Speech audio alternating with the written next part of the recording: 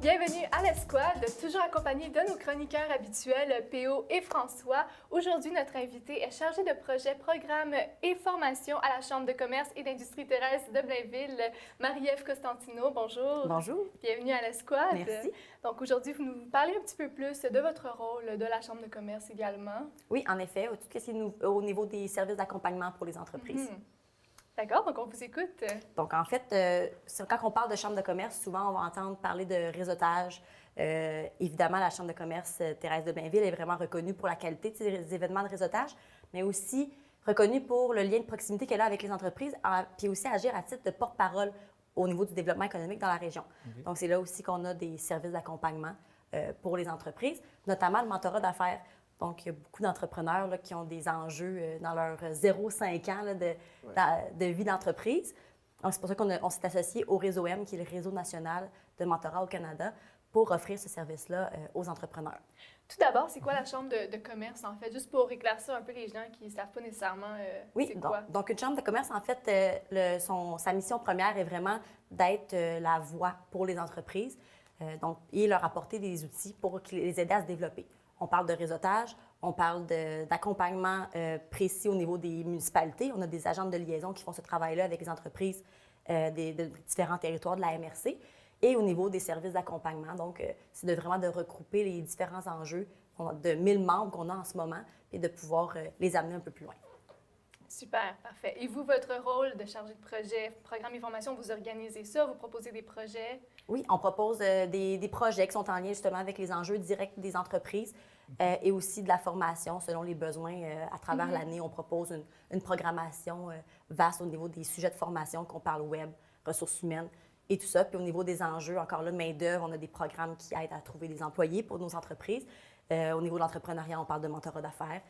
Aussi, au niveau de commerce électronique, on les dirige aussi vers des ressources qui peuvent les aider. Au niveau des employés, trouver des nouvelles personnes, j'imagine que c'est un défi qui est beaucoup plus grand cette année que les autres années. Alors, on parle beaucoup qu'il y a de la place au niveau des emplois, on cherche des employés. Il y a même des magasins qui sont obligés de fermer par manque d'employés. À Sainte-Thérèse, où est-ce qu'on se situe là-dedans? Oui, bien en fait, dans la région, l'ensemble de la MRC Thérèse de Blainville a ce problème-là. Les Basses-Laurentides au complet ont ce problème-là. C'est vraiment pan-québécois, cet enjeu-là. Dans la MRC, on parle de 5,6 % de taux de chômage qui est extrêmement bas. Donc, les entreprises ont de la misère à recruter vraiment beaucoup. On les aide en allant chercher des travailleurs expérimentés, par exemple. Donc, on s'associe avec des organismes qui aident à l'intégration des travailleurs expérimentés. Retraités environ 50, 65 ans et tout, là, pour faire une réintégration au marché du travail.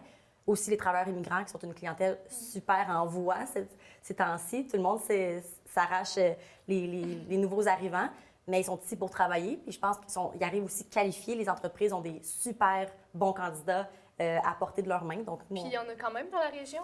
Oui, bien, plus ou moins dans la région. En fait, on travaille avec un organisme qui s'appelle CIE Laurentide, qui a déjà les travailleurs immigrants qui s'installent principalement à Saint-Jérôme. Sinon, on travaille avec les autres organismes de régionalisation à Montréal pour les faire venir, en fait, dans des journées d'appariement. Oui, parce que c'est pas loin, là.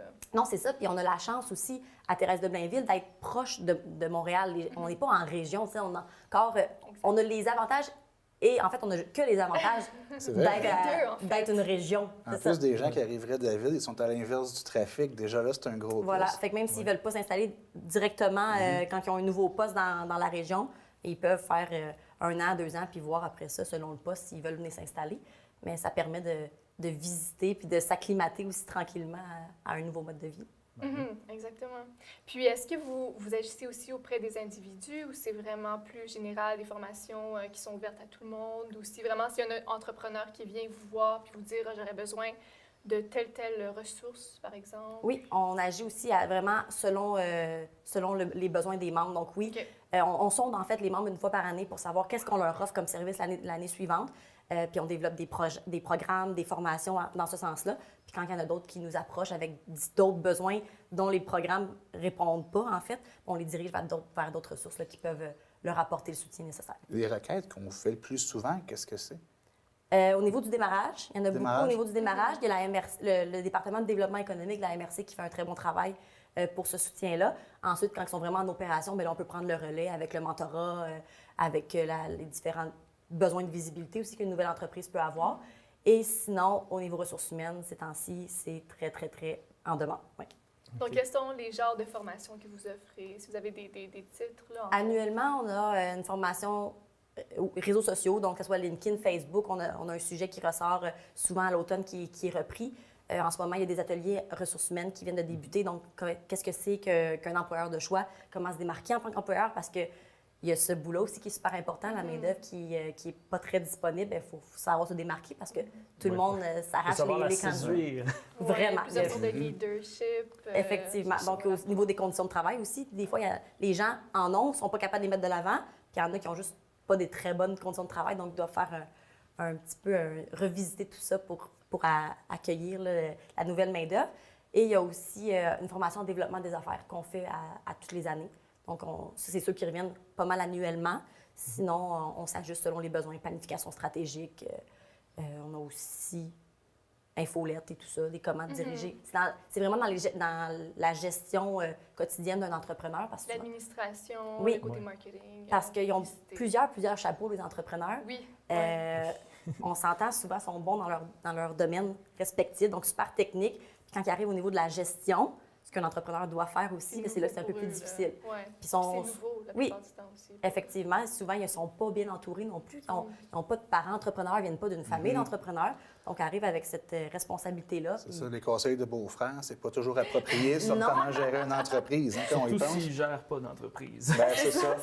C'est ce qu'on fait avec le mentorat d'affaires aussi. On leur assigne un mentor qui a eu l'expérience de l'entreprise. Quand il est tanné de parler à son conjoint, sa conjointe, son ami qui arrive avec pas de conseils finalement, qui fait juste l'écouter parce que il a besoin de se vider le cœur, mais au moins le mentor peut apporter un feedback intéressant avec sa propre expérience pour pouvoir l'aider dans ses réflexions pour prendre les bonnes décisions. Quelque chose qui pique ma curiosité. Avez-vous des statistiques? Quelqu'un qui fait affaire avec une chambre de commerce versus quelqu'un qui décide d'y aller tout seul, sans une chambre de commerce, est-ce qu'il y a des chiffres au niveau du taux de succès, de la durée de ces entreprises-là? C'est difficile à dire. Vraiment, au niveau de ceux qui font partie de la chambre de commerce, j'ai la statistique par rapport au mentorat. C'est niaiseux, là. C'est ceux qu'on arrive souvent dans nos promotions en fait, de programmes. C'est 70 de chances de plus pour les entreprises de faire le cap de 5 ans. Wow! C'est énorme. C'est vraiment C'est significatif, bien oui. Donc, ça fait une grosse différence pour les entreprises. Puis en fait, c'est souvent justement dans le premier 5 ans que les gens se sentent un peu plus seuls, qui ont besoin d'en parler à quelqu'un d'autre, puis de s'ouvrir aussi les yeux sur ce qui se passe devant eux, puis pas d'avoir les œillères, puis d'être dans le to-do à tous les jours, les opérations quotidiennes. Donc, oui. Ils font face à l'inconnu totalement. C'est des choses dont ils ne sont pas habitués de vivre puis de dealer avec là, dans un... Tu as vraiment raison. Ils font face à l'inconnu. Puis souvent aussi, c'est qu'on commence d'une façon, ça fonctionne, le temps passe, puis on est un petit peu rétractaire au changement parce qu'on se dit que ça a toujours fonctionné comme ça. Et c'est hyper dangereux. De là, l'importance du mentorat. Peut-être qu'on peut apporter des nouvelles idées, j'imagine, aux entrepreneurs pour les aider à se développer. Souvent, les mentors vont leur donner quelques pistes de solutions, puis vraiment porter le mentoré à choisir lui-même sa décision. Le but, c'est pas un coach d'affaires. Le but, c'est pas de lui dire quoi faire puis comment le faire.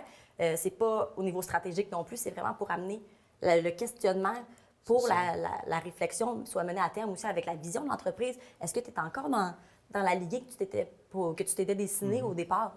Donc, oui, ça sert à ça. Puis d'être membre d'une chambre de commerce aussi, ça l'aide à se sentir moins seul. De dire, OK, lui, il vit la même chose que moi, lui aussi, puis on peut même s'entraider rapidement. C'est comme une communauté. Oui. Souvent, les gens vont penser qu'on va dans une chambre de commerce pour se développer des clients. Oui, on s'entend, ça va finir par ça aussi, mais des fournisseurs intéressants, des collaborations. Des collaborations qui peuvent se développer. On en a qui se partagent des employés. On parle de pénurie de main-d'œuvre. Il y en a qui se partagent un employé temps partiel des deux bords. Et comme ça, tout le monde gagne. Là. Pourquoi pas? C'est beau. C'est à travers ces réseaux-là que les gens peuvent développer des collaborations.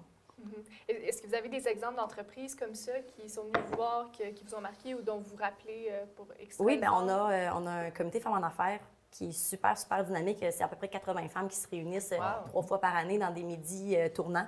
En fait, c'est là qu'on le voit le plus parce que les femmes ont encore plus le sentiment d'imposteur comme entrepreneurs. C'est un peu, on généralise pas mal, mais ça reste quand même encore le cas malheureusement. Malheureusement, oui. Et à travers elle, la collaboration est encore plus intéressante.